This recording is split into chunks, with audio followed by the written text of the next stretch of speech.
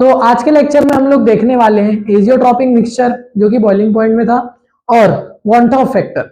सबसे पहले कल के लेक्चर में क्या हुआ था? कल के लेक्चर में मैंने कोलिगेटिव प्रॉपर्टीज कवर किया था।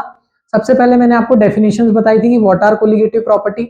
उसके बाद 4 टाइप की कोलिगेटिव प्रॉपर्टी है, जिसमें पहली टाइप होती है relative lowering in vapour pressure, second type होता है depression in freezing point, third होता है एलिवेशन इन बॉइलिंग पॉइंट और फोर्थ थी ऑस्मोटिक प्रेशर। उसके बाद मैंने आपको बताया था कि वो मोल्स ऑफ सॉल्यूट के डायरेक्टली प्रोपोर्शनल होती है। तो मोलैलिटी के डायरेक्टली प्रोपोर्शनल कौन? दोनों तीनों प्रॉपर्टी। सबसे पहले relative lowering in vapour pressure mole fraction of solute के डायरेक्टली प्रोपोर्शनल होती है।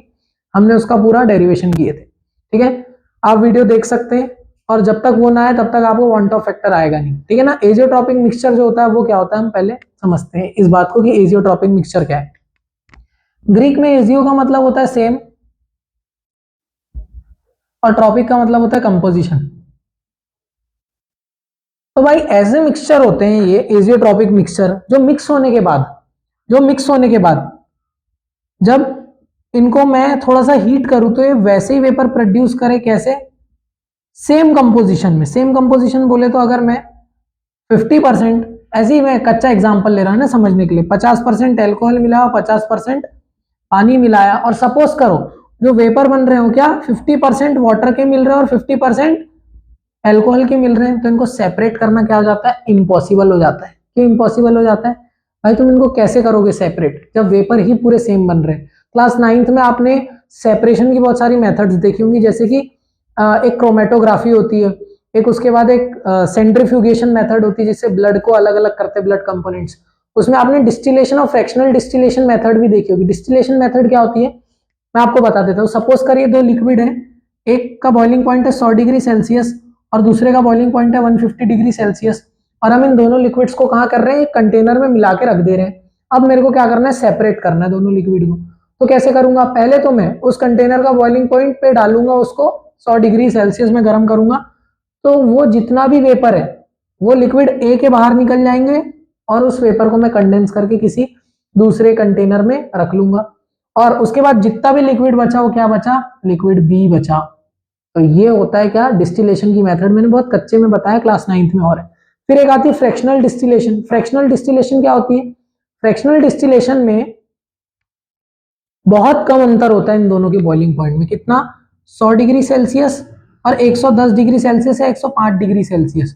तो उसमें एक फ्रैक्शनल कॉलम ऐड करना पड़ता है जिसमें बार बार उसको ठंडा करना पड़ता है। इनलेट आउटलेट पानी डालते हैं उसको, ताकि उसका जो कंपोनेंट्स है वो अलग हो जाए। और एजोट्रॉपिक मिक्सचर के केस में आप उसको फ्रैक्शनल डिस्टिलेशन से भी अलग नहीं कर सकते। क्यों? आपने टेम्परेचर दिए, वो भाई सेम वेपर्स निकले, 50% एल्कोहल 50% क्या? वाटर।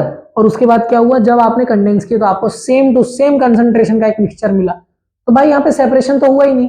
यही होते हैं एजियोट्रॉपिक मिक्सचर, ठीक है ना। एजियोट्रॉपिक मिक्सचर फिर दो टाइप के होते हैं, ठीक है। एक पॉजिटिव वाले एजियोट्रॉपिक मिक्सचर और एक नेगेटिव वाले एजियोट्रॉपिक मिक्सचर, ठीक है। इतना डिटेल में आपको नहीं है, बस एजियोट्रॉपिक मिक्सचर आपको 2 नंबर का लिखने आ जाता है, ठीक है। तो आप लिख सकते हैं अभी इन डेफिनेशनों से, ठीक है ना। एजियो का ट्रॉपिक का अगर आप अलग अलग मतलब लिखेंगे तो पता चल जाएगा। चलिए अब नेक्स्ट देखते हैं वांट ऑफ फैक्टर। ये वांट ऑफ फैक्टर क्या होता है? ये वांट ऑफ फैक्टर क्या होता है? वांट ऑफ फैक्टर होता है एबनॉर्मल मॉलिक्यूलर मास जब हो जाता है तब वांट ऑफ फैक्टर नाम का एक चीज आता है पिक्चर में। मैंने आपको बताया था जब NaCl को डालो किसी भी सोल्यूशन में, अपन कैलकुलेट करके डालते क्या? 1 मोल, और वो हो क्या जाता है? एक से ज्यादा मोल। क्यों? Na प्लस और Cl माइनस आयन अलग अलग हो जाते हैं पानी के अंदर, दोनों कैसे? नॉन वॉलेटाइल है। तो करना तो उसको 1 मोल वाला काम चाहिए था, पर वो कर कितने मोल वाला काम रहा है? 2 मोल वाला काम कर रहा है वो। तो यहीं पे जो ये जो एबनॉर्मेलिटी आ गई किसमें? कोलिगेटिव प्रॉपर्टी में। तो इसको डिनोट करते हैं हम लोग आई से। कैसे आई से? स्मॉल आई से। जैसे मैथ्स में आयोटा को करते हैं ना, ऐसे स्मॉल आई से डिनोट वैसे। तो देखिए मैं इसको सपोज करो डेल टीबी। ये क्या है? डेल टीबी ट्यूबरकुलोसिस नहीं है ना भाई। ये टीबी का मतलब होता है change in boiling point, change in boiling temperature. I क्या था? ये के बी इब्यूलोस्कोपिक कांस्टेंट, या इसी को क्या बोलते हैं? मोलर एलिवेशन कांस्टेंट इनटू क्या? Molality of any substance. कल तो मैंने भाई आपको सिर्फ केवी इंटू एम पढ़ाया था, आज मैं आई भी पढ़ा रहा हूँ। ये आई क्या है? ये आई जो है यही है वांट ऑफ फैक्टर भाई। क्या है ये? Want of factor.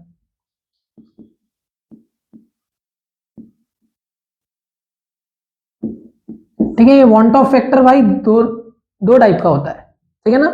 सबसे पहले होता है want of factor of association और डिसोसिएशन। ठीक है, एसोसिएशन और डिसोसिएशन क्या होता है ध्यान से समझिए। सपोज करिए, याद करिए वो क्लास जिसमें मैंने आपको डाइमर पढ़ाया था।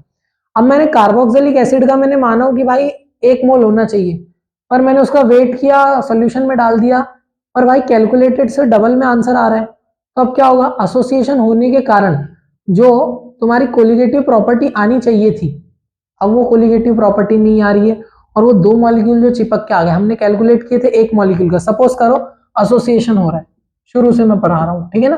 एसोसिएशन हो रहा है, सपोज करो हमने लिए 1 मोल, हमने लिए कितना 1 मोल, और पानी में जाने के बाद ये आधा मोल हो गया, क्यों, एसोसिएट हो गया। अब बोलोगे भैया पानी में जाके आधा कैसे हो सकता है, ध्यान समझो। ये NaCl लिए हमने कितना मोल, 1 मोल, ठीक है। तो भाई जब मैं इसको पानी में डिसॉल्व करूंगा तो क्या हो जाएगा, Na प्लस और Cl माइनस, तो 1 मोल ही ये निकलेगा और 1 मोल ही ये निकलेगा। अरे समझ में आया क्या, ये एग्जाम्पल है क्या, 1 मोल से देखो टोटल मोल कितना हो गया, 2 मोल में टूट गया। तो ये किसका एग्जाम्पल है, ये तो डिसोसिएशन का है। एसोसिएशन में क्या बोल रहा हूं, सपोज करो हाइड्रोजन है और नाइट्रोजन है, इनको क्या कर दिया मैंने, मिला दिया, क्या बन गया, अमोनिया बन गया। ठीक है, ये कितना आएगा 2, ये कितना आएगा 1 2 3, यहाँ पे आएगा 3, ठीक है, ये हो गया। हाँ। कितने मोल है, 3+1 4, यहाँ पे कितने मोल है 2, भाई ये तो 4 मोल से आधा हो जा रहा है, 2 मोल हो जा रहा है। तो यही है भाई एसोसिएशन और डिसोसिएशन का कंसेप्ट, आया कि नहीं आया, अभी ध्यान समझना। हमने निकाले थे 4 मोल की वैल्यू, और क्योंकि प्रेशर वैशर पड़ने के कारण भाई ये अमोनिया बन गया, और आ रहा है 2 मोल में आंसर, मतलब क्या हो गया, एसोसिएशन ऑफ मॉलिक्यूल हो गए। एसोसिएशन होने के कारण जो हमारी वांट ऑफ फैक्टर में मैंने क्या बताया था, मोल्स ऑफ सॉल्यूट पे डिपेंड करता है। मोल्स ऑफ सॉल्यूट कम हो गए ना, कम हुए कि नहीं हुए, कम हो गए, तो अब वैल्यू को बढ़ाने के लिए मल्टीप्लाई करना पड़ेगा, डिवाइड करना पड़ेगा, डिवाइड करना पड़ेगा किससे, किसी भी नंबर से जो 1 से बड़ा हो। तो जब भी क्या हो, तो अब यहाँ पे आई का एक फॉर्मूला होता है, क्या, जो वांट ऑफ फैक्टर होता है वो होता है observed molecular mass upon normal, ठीक है। या अगर इसको बिल्कुल ही ज्यादा बड़े में नहीं लिखना तो ऑब्जर्व्ड अपॉन नॉर्मल होता है। अब ध्यान से समझिए, इस फॉर्मूले की मदद से हम निकालेंगे आई की वैल्यूज। अब ध्यान से समझना, अगर एसोसिएशन हो गया है, क्या हो गया, अगर एसोसिएशन हो गया है, मतलब नॉर्मल क्या था 1, और क्या हो गया 1 से आधा, नॉर्मल क्या था 1, और ऑब्जर्व क्या 1 से आधा, तो आधे की वैल्यू 1 से कम है कि ज्यादा, आधे की जो वैल्यू है वो 1 से कम है कि ज्यादा, 1 से कम है। तो आई जो एसोसिएशन आएगा, एसोसिएशन पे जो इसकी वांट ऑफ फैक्टर की वैल्यू आएगी वो 1 से कम आएगी, रटने का नहीं है, ठीक है ना। ये फॉर्मूला लगाना, फॉर्मूले से सब पता चल जाता है। अब डिसोसिएशन के केस में देखिए, डिसोसिएशन में लिखा नहीं क्या, डिसोसिएशन के केस में देखिए, डिसोसिएशन में क्या होगा, जो ऑब्जर्व्ड वैल्यू आ रही है, ऑब्जर्व्ड वैल्यू मतलब क्या, ये देखो 2 मोल आ गए ऑब्जर्व्ड है, और 1 मोल क्या था, नॉर्मल था। तो देखो ऑब्जर्व्ड आया 2, ऑब्जर्व्ड आया 2, डिसोसिएशन के केस में नॉर्मल आया था 1। तो भाई देखो डिसोसिएशन के केस में आई की वैल्यू क्या आएगी, आई की वैल्यू आएगी ज्यादा, किससे, 1 से। समझ में आया कि नहीं आया। तो अगर आप ये फॉर्मूला रख के देखेंगे और आई इक्वल टू 1 है, तो भाई आपको वांट ऑफ फैक्टर की जरूरत ही नहीं, ना एसोसिएशन हो रहा है ना डिसोसिएशन हो रहा है। समझ में आया कि नहीं आया। अब देखो कैसे होता है, सपोज करिए MgCl3 के साथ कोई मिक्सचर का सॉल्यूशन बना रहे हैं हम लोग, MgCl2 होता है ना, MgCl2 के साथ मैग्नीशियम क्लोराइड के साथ हमको सॉल्यूशन बना रहे हैं। तो भाई यहाँ पे मैंने 3 इसीलिए लिख दिया था क्योंकि मेरे माइंड में आई की वैल्यू 3 थी। क्यों 3 थी, क्योंकि MgCl2 ब्रेक होगा 2 क्लोराइड आयंस में और 1 मैग्नीशियम आयन में Mg2 प्लस में, तो कितना आयन होगा, ये 1 + 2 कितने होगा, आई की वैल्यू 3 आ जाएगी। क्या हो रहा है, डिसोसिएशन हो रहा है, डिसोसिएशन होने के बाद क्या हो रहा है, आई की वैल्यू क्या हो रही है, 1 से ज्यादा हो रही है। समझ में आया कि नहीं आया। अगर आ गया होगा तो बहुत बढ़िया है, ये और अच्छे से समझ में आएगा किसमें, न्यूमेरिकल के केस में। मैं आपको एक और डायमर बता दूं, जब भी किसी एसिड को पानी में डालते हैं, क्या बोल रहा हूं मैं, जब भी किसी एसिड को पानी में डालते हैं तो क्या होता है, वहां पे बॉन्डिंग होने लग जाती है। जैसे कि HNO3 को जब पानी में डालो ना भाई, तो यहाँ पे हाइड्रोजन बॉन्ड बनने लग जाते हैं, जिसके कारण कभी कभी ना इनका कंसंट्रेशन सही नहीं आता। और प्लस एसिड जो होते हैं वो पानी में जाने के बाद H+ और Cl-, हमने क्या किए थे कैलकुलेट, 1 मोल HCl पानी में जाने के बाद डिसोसिएट हो गया। तो समझ में आया कि नहीं आया। तो एसिड्स का जो ये आता है ना वांट ऑफ फैक्टर, ये बड़ा निकालने की बात रहती है। क्वांट ऑफ फैक्टर में ऐसे ही क्वेश्चन आएंगे कि HCl मिला दिए, सॉल्ट मिला दिए, ठीक है। क्वांट ऑफ फैक्टर अगर आपको कभी आता है पेपर में लिखने के लिए तो आप सबसे पहले लिखोगे क्वांट ऑफ फैक्टर क्या, observed molecular mass upon normal molecular mass, ठीक है। क्वांट ऑफ जो फैक्टर होता है वो किस पे लागू होता है, या तो इन केस ऑफ एसोसिएशन और डिसोसिएशन। उसके बाद आप लिखोगे the colligative property change as follows, फिर आप delta T equal to I into K into M, और ऐसे करके पूरी अपनी क्या कोलिगेटिव प्रॉपर्टी के फॉर्मूले लिखोगे आई के साथ इंटू करके, ठीक है। उसके बाद आप क्या लिखोगे, डिनोटेड बाय आई, यूनिट क्या लिखोगे, यूनिटलेस क्वांटिटी।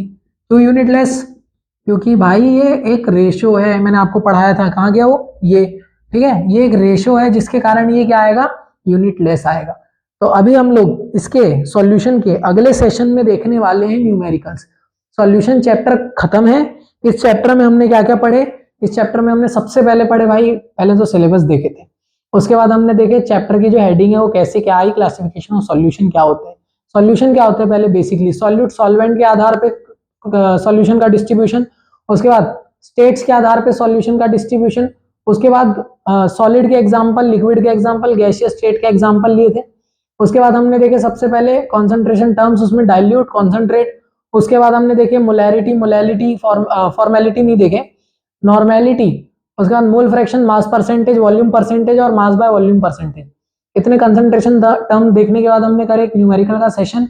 उसके बाद हमने देखे सबसे पहले तो क्या, Raoult law, Henry's law. Henry law में हमने देखे सॉल्युबिलिटी ऑफ गैस और उसको फैक्टर अफेक्टिंग, उसके एप्लीकेशन, लिमिटेशन। उसके बाद राउल्ट लॉ में हमने देखे कि भाई राउल्ट लॉ होता क्या है, वेपर प्रेशर क्या होता है। उसके बाद आइडियल सॉल्यूशन क्या है, नॉन आइडियल सॉल्यूशन क्या है। मैं एक बार आपको रिवाइज करवा रहा हूं, आप इसको क्रॉस चेक करिए आपने क्या क्या पढ़ लिए, ठीक है ना। नॉन आइडियल सॉल्यूशन के बाद हमने देखे नॉन आइडियल के दो टाइप, कौन कौन से, एक पॉजिटिव डेविएशन वाला, नेगेटिव डेविएशन वाला, उसको ग्राफ की मदद से भी समझे, क्यों होता है ये भी समझे। उसके बाद हमने देखे कोलिगेटिव प्रॉपर्टी। कोलिगेटिव प्रॉपर्टी में हमने सबसे पहले देखे relative lowering in vapour pressure, जो राउल्ट लॉ से क्या मैच करती है। उसके बाद देखे हमने एलिवेशन इन बॉइलिंग पॉइंट, उसके बाद देखे हमने डिप्रेशन इन फ्रीजिंग पॉइंट, उसके बाद देखे हमने ऑस्मोटिक प्रेशर। ऑस्मोटिक प्रेशर में हमने ऑस्मोसिस और डिफ्यूजन देखे, कई बार डिफ्यूजन और ऑस्मोसिस में अंतर लिखने आ जाता है, तो हमने ये डिस्कस कर लिए थे बिल्कुल वर्बली, ठीक है ना। उसके बाद हमने क्या देखे, ऑस्मोसिस में उसकी 2-3 डेफिनेशन देखे थे और बर्कले हार्ले मेथड देखे, ठीक है, जो आरओ वगैरह में लगती है। सेमी परमिएबल मेम्ब्रेन देखे किस चीज की लगती है ऑस्मोटिक प्रेशर में। उसके बाद आज के लेक्चर में हमने कवर किए क्या क्या टॉपिक्स। सबसे पहले हमने कवर किए एजियोट्रॉपिक मिक्सचर, जो कि 2 नंबर की डेफिनेशन लिखने आती है। उसके बाद अभी हमने कवर किया क्वांटम फैक्टर, जो कि रिप्रेजेंट होता है आई से। इसके बाद चैप्टर खत्म है, अब बचे न्यूमेरिकल, ठीक है ना, जो कि कॉन्सेंट्रेशन टर्म्स छोड़ के जितने बाकी के टॉपिक्स है, जैसे हेनरी लॉ, जैसे कि तुम्हारी क्वांटम फैक्टर, कोलिगेटिव प्रॉपर्टी, इनका एक हम लोग डेडिकेटेड न्यूमेरिकल सेशन करेंगे, 2 पार्ट में कर लेंगे, चाहे तो 20 क्वेश्चंस निपटाएंगे इनके। उसके बाद सॉल्यूशन चैप्टर हमारा ऑफिशियली खत्म हो जाएगा। इसके बाद हम लोग चालू करने वाले इलेक्ट्रोकेमिस्ट्री। तो आज के लिए इतना ही, जय हिंद एवरीवन।